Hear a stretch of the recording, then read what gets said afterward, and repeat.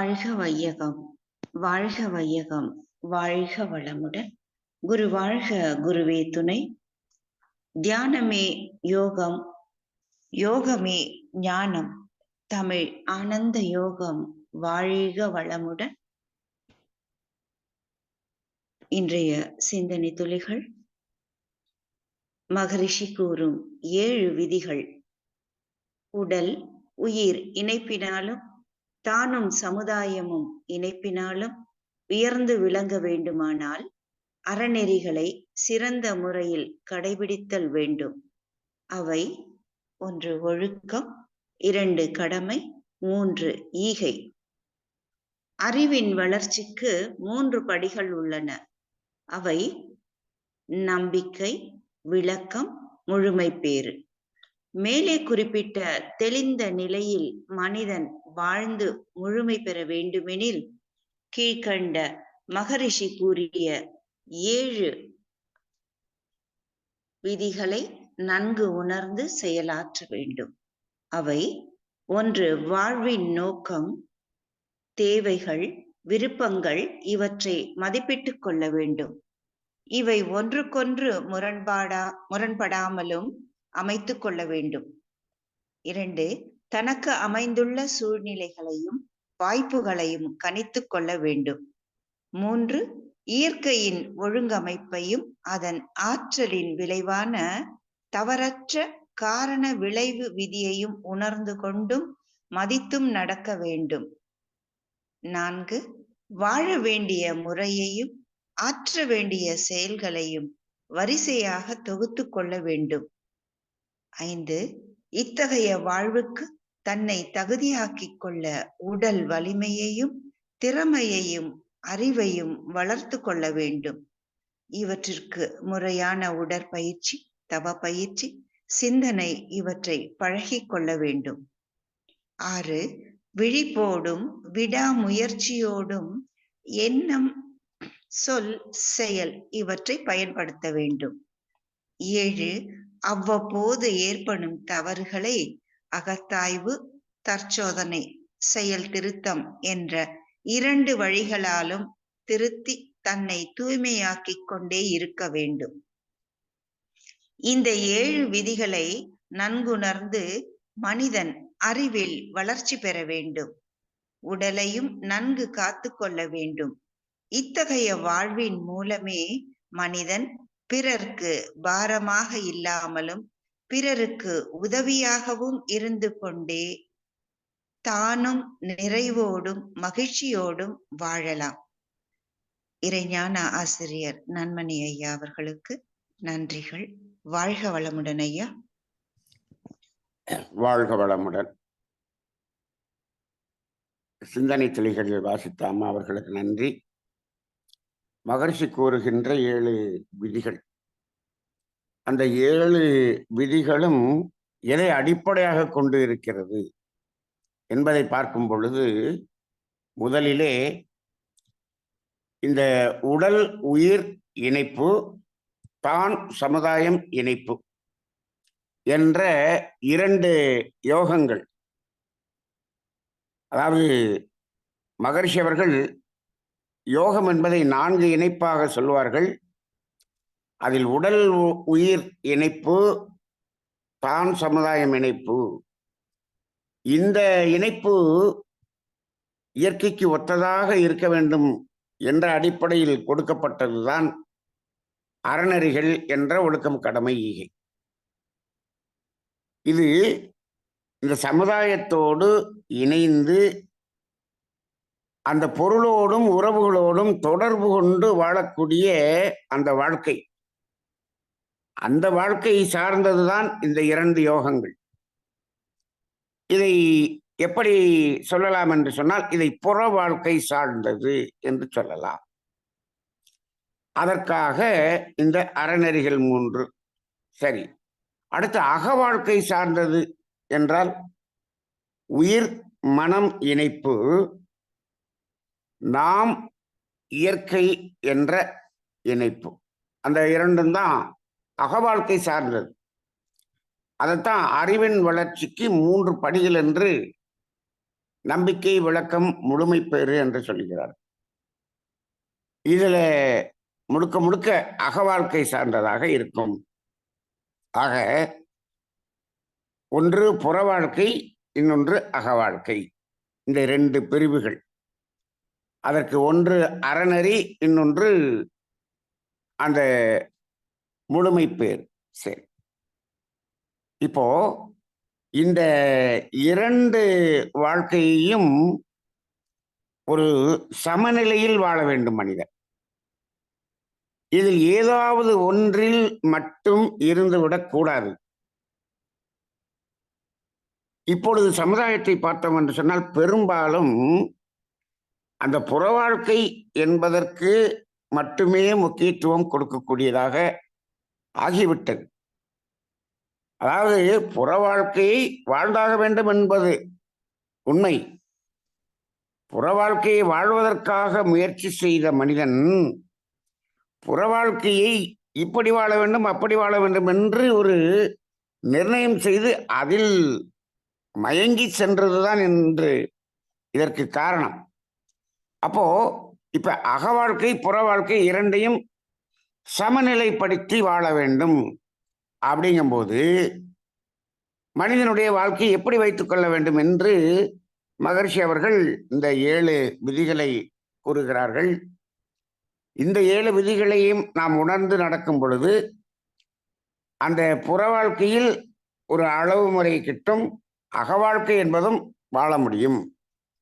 சரி, அந்த அடிப்படையிலே அந்த வாழ்வின் நோக்கம், தேவைகள், விருப்பம் என்று அந்த இடத்துல 3 வார்த்தைகள் கொடுத்திருக்கிறார்.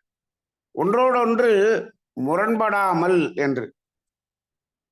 இது பொதுவாக பார்த்தோம் என்று சொன்னால் இதில் முரண்பாடாக வந்துவிடும். வாழ்வின் நோக்கம் என்பது ஒன்று.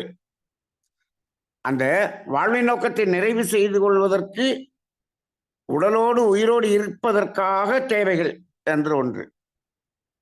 அடுத்து விருப்பங்கள் என்று ஒன்று. விருப்பங்கள் என்பதை நாம் எப்படி எடுத்துக்கொள்ள வேண்டும் என்று சொன்னால் மனதின் தேவை என்று எடுத்துக்கொள்ள வேண்டும்.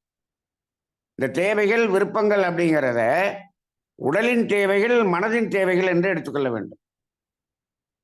இப்போ வாழ்வின் நோக்கம்ங்கிறதை அடிப்படையாக கொண்டு இந்த 2 தேவைகளையும் நாம் நிர்ணயம் செய்து கொள்ள வேண்டும். அதனாலதான் இதுல எதுவும் முரண்பாடு வந்து விடக்கூடாது. இப்ப தேவைகளை மீறுகிறோம் என்று வைத்துக் கொள்ளுங்கள், அங்க வாழ்வின் நோக்கம் பாதிக்கப்படும். அப்ப மனதின் தேவை என்ன என்பதை புரிந்து கொள்ளாமல் அதை உடலின் தேவையாக மாற்றினோம் என்றால் முரண்பாடு வந்துவிடும். அதனாலதான் இதுல எந்த வகையிலும் முரண்பாடு இல்லாமல் வாழ வேண்டும் என்று ஒரு விதியை கூறுகிறார். சரி, தனக்கு அமைந்துள்ள சூழ்நிலைகளையும் வாய்ப்புகளையும் கடித்துக் கொள்ள வேண்டும் என்று சொன்னால் இந்த வாழ்க்கை வாழ்வதற்கு, புற வாழ்க்கை வாழ்வதற்கு இயற்கையில் ஒவ்வொரு இடத்திலும் ஒவ்வொரு சூழ்நிலைகள் அமைந்திருக்கும். ஒவ்வொரு நாட்டுக்கும் ஒவ்வொரு சீதோஷண நிலைக்கும் தகுந்தாற் போல அந்த சூழ்நிலைகள் அமைந்திருக்கும். ஆனால் அந்த வாய்ப்புகள் என்பது அந்தந்த சமுதாயத்தை சார்ந்து அமைந்திருக்கும். அப்ப அதை என்ன பண்ணணும்? அதை பயன்படுத்திக் கொள்ள வேண்டும். அதுதான் இந்த இடத்துல நம்ம புரிந்து கொள்ள வேண்டியதாக இருக்கிறது. சரி, இயற்கையின் ஒழுங்கமைப்பையும் அந்த ஆற்றலின் விளைவாக தவறற்ற காரண விளைவு விதிகளை உணர்ந்து கொள்ள வேண்டும். செயல் விளைவு தத்துவத்தை உணர்ந்து கொள்ள வேண்டும். இந்த இடத்துல அதாவது சூழ்நிலைகள் இருக்கிறது, வாய்ப்புகள் இருக்கிறது. இருந்தாலும் அதையும் நாம் என்ன பண்ணணும்? அந்த செயல் விளைவு தத்துவத்தை அடிப்படையாக கொண்டுதான் நாம் அதில் செயலாற்ற வேண்டும். சரி, அடுத்தது வாழ வேண்டிய முறைகளையும் ஆற்ற வேண்டிய செயல்களையும் வரிசையாக தொகுத்துக் கொள்வது. வரிசையாக தொகுத்துக் கொள்வதுன்னா இதுல பிரையாரிட்டி என்பதைத்தான் இந்த இடத்துல சொல்ல வர. இப்போ நாம் இந்தந்த செயல்கள் எல்லாம் செய்ய வேண்டும் என்று இருக்கிறது. இதில் எதை முதலில் செய்ய வேண்டும் என்று அதுக்கு ஒரு ப்ரையாரிட்டி இருக்கிறது அல்லவா? அப்ப அது எது முதலில் செய்ய வேண்டும், எது அடுத்து செய்ய வேண்டும்?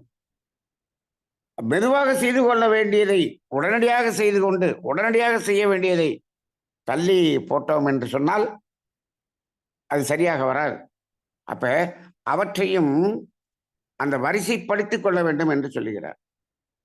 சரி, இப்போ இத்தகைய வாழ்வுக்கு தன்னை தகுதியாக்கிக் கொள்ள உடல் வலிமை, திறமை, அறிவு மூன்றையும் வளர்த்துக் கொள்ளணும்ன்றார். உடல் வலிமை, சரி, உடல் வலிமைன்னு சொல்றாரு, திறமைன்னு சொல்றாரு, ரெண்டு வேறு வேறா? உடல் வலிமைங்கிறது என்ன, திறமைங்கிறது என்ன? அதாவது உடல் வலிமை என்பது உடலில் ஆற்றலை அதிகப்படுத்தி இந்த உறுப்புகளை இயக்குவதற்கான வலிமை.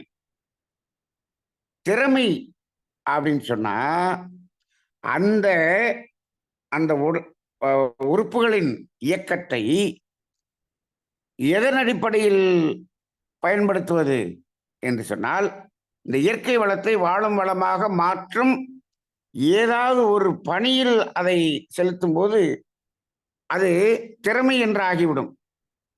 அப்படி இல்லாமல் இந்த உடல் வலிவை வைத்துக்கொண்டு பிறருக்கு துன்பம் கொடுக்கக்கூடிய வேலையை கூட செய்கிறார்கள். இங்க அப்படி அல்ல. உடல் வலிவு அது ஆக்கப்பூர்வமான ஒரு சமுதாயம் சார்ந்த அந்த ஒரு தொழில், அதில் ஈடுபடும் போது அது திறமை என்று ஆகிவிடும். அதை எப்படி செய்ய வேண்டும் என்பதை அறிந்து கொள்வது அறிவு. இதைத்தான் இப்பொழுது நாம் தொழிற்கல்வி என்று சமுதாயத்தில் கொடுத்து கொண்டிருக்கிறோம். சரி, விழிப்புணர்வோடும் விடாமுயற்சியோடும் எண்ணம், சொல், செயல் இவற்றை பயன்படுத்த வேண்டும். இப்ப இந்த இடத்துல விழிப்புணர்வு அப்படிங்கிறது இந்த எண்ணம், சொல், செயலால் எங்கும் யாருக்கும் துன்பம் வந்துவிடக்கூடாது என்ற விழிப்போடு, அதுதான் விழிப்புணர்வுங்கிறது ஒன்னே ஒண்ணுதான். எந்த ஒரு எண்ணம் செயலாக மாறினாலும் அது தனக்கோ பிறருக்கோ துன்பமாக வந்துவிடக் கூடாது என்ற ஒரே ஒரு விழிப்பு நிலைதான். அந்த ஒரு விழிப்பு நிலை இருந்தாலே போதும். அந்த விழிப்பு நிலையும் விடாமுயற்சியும். முயற்சி, விடாமுயற்சின்னா என்ன? முயற்சின்னா என்ன, விடாமுயற்சின்னா என்ன? அதாவது ஒரு செயலை செய்கிறோம், அது நமக்கு தோல்வியாக இருந்தாலும் அதில் துவண்டு விடாமல் பொறுமையாக அதை மீண்டும் தொடர்ந்து செய்வது, இதுதான் விடாமுயற்சி. இப்போ அதாவது இப்ப ஒரு சிறிய நோய் இருக்கிறது. அந்த நோயை முழுமையாக குணப்படுத்த வேண்டும் என்று நினைக்கிறோம். அப்ப அது சிறிது சிறிதாகத்தான் குணமாகும். அதற்கு ஒன்றை செய்கிறோம், உடற்பயிற்சி செய்கிறோம். இன்னைக்கு செஞ்சோம்னா நாளைக்கே நோய் போயிருமா, மாறிடுமா? அப்படி இல்லை. அதற்காக என்னென்ன செய்ய வேண்டுமோ அதை செய்து கொண்டு பொறுமையாக இதையும் செய்து கொண்டே இருக்க வேண்டும். உங்க ஒரு வாரமா செஞ்ச ஒன்றும் தெரியல. அப்ப சில காரியங்கள் நாம் காலங்காலமாக அதை கெடுத்து வைத்திருப்போம்.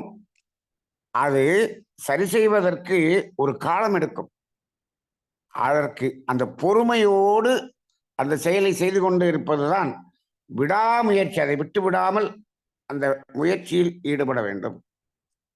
அடுத்து, இவ்வாறு செயல்கள் செய்து கொண்டிருக்கும் பொழுது அதில் தவறுகள் வந்துவிடாமல் இருப்பதற்காக அவ்வப்போது தற்சோதனை செய்து நம்மை திருத்தம் செய்து கொள்ள வேண்டும். இதுக்குதான் தற்சோதனை. ஏன்னா எங்கேயாவது ஒரு இடத்துல தவறிடுவோம். ஏன்னா சமுதாயத்தை பார்க்கிறோம், சமுதாயத்தை பார்த்து சில விஷயங்களை செய்கிறோம். அதே போல பேராசையின் காரணமாக செய்து விடுவோம். அதில் தவறுகள் வரும்பொழுது அதை அவ்வப்போது திருத்தம் செய்து கொள்ள வேண்டும் என்று சொல்லுகிறார். இது எல்லாமே எதை அடிப்படையாக கொண்டு இந்த விதிகள் சொல்லப்பட்டிருக்கிறது என்று சொன்னால், பெரும்பாலும் புற வாழ்க்கை வாழ்வதிலே எப்படி வாழ்வது என்பதை பற்றிய ஒரு விதிகள் தான். புற வாழ்க்கையிலும் வெற்றி பெற வேண்டும் என்பதற்காக. அதே சமயத்தில் அதிலேயே மயங்கிவிடக் கூடாமல் இருப்பதற்காகவும் இந்த விதி. அப்ப என்ன பண்ணணும்? இதிலும் வெற்றி பெற வேண்டும், அக வாழ்க்கையும் வாழ வேண்டும் என்ற ஒரு சமநிலை தன்மையில் இருப்பதற்குத்தான் இந்த விதிகள் கொடுக்கப்பட்டிருக்கிறது. அப்பதான் கடைசியில என்ன சொல்றாரு பாருங்க, யாருக்கும் பாரமாக இல்லாமலும் பிறருக்கு உதவி செய்தும். இந்த இரண்டையும் பாருங்க.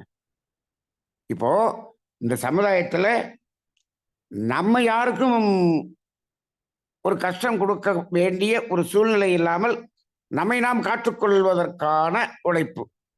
சரி, அடுத்து நம்மளால் பிறருக்கு உதவி செய்யக்கூடியது ஒன்று. இப்ப இந்த இடத்துல சரி, யாருக்கும் பாராமல் இல்லாமல் இருக்கணும்னு சொல்றீங்க, பிறருக்கு உதவி செய்யணும்னு சொல்றீங்க. யாருக்கும் பாரம் இல்லாமல் எல்லோரும் இருந்து விட்டார்கள் என்று சொன்னால் அவர்களுக்கு உதவி செய்ய வேண்டிய ஆளே இருக்காதே. அப்ப யாருக்கு உதவி செய்வது என்று ஒரு கேள்வி வரலாம். ஆனால் இன்றைக்கு எல்லோரும் அப்படி வாழவில்லை.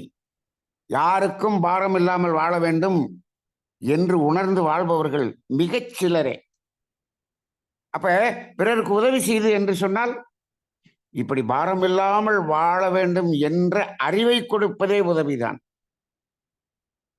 அது இல்லாமல் உடலாலும் அறிவாலும் தனது தேவைகளை நிறைவு செய்து கொள்ள முடியாமல் இருப்பவர்களுக்கு நாம் செய்வது பிறருக்கு செய்யக்கூட உதவியாக இருக்கும்.